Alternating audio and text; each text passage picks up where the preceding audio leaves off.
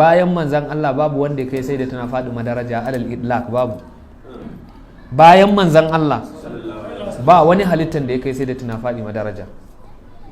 Sai dai a gurin ahlus sunnati wal jama'a wato akwai wanda suna fifita sai da tana Fadima har akan annabawa ma, amma kuma aqidan ahlus sunnati wal jama'a ba haka bane.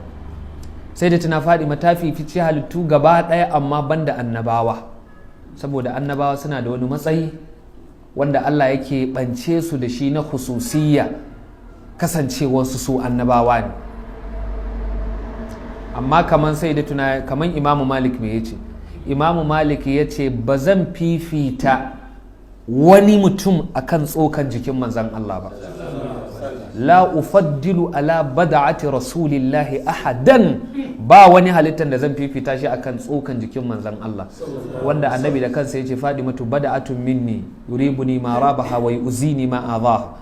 Yankin jikina ne, duk abin da ya taba ni kai tsaye, direct no indirect, kai tsaye idan abu ya taba sai da tana Fadima ni ya taba in ji manzan Allah sallallahu alaihi wa alihi wa sahbihi wasallam. Dan haka Imam Malik ya ce ban ga wani mutum da zan fifita shi akan tsokan jikin Annabi Muhammadu ba.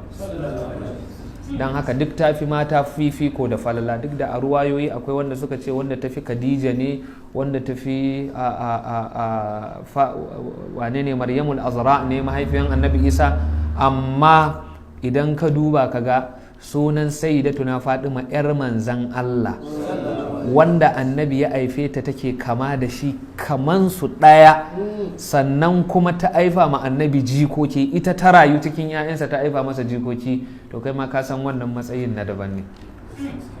Ranar alkiyama an ce in da ta shige za a ce kowa ya sunkuya, za a ce ku sunkuyar da kanku, 'yar manzan Allah za ta shige, haka za a sunkuyar da kai.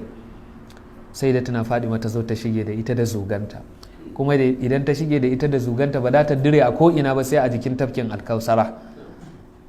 Ba wani wanda zai sha tafkin alkausara a zuciyarsa akwai kiyayyansu, babu shi.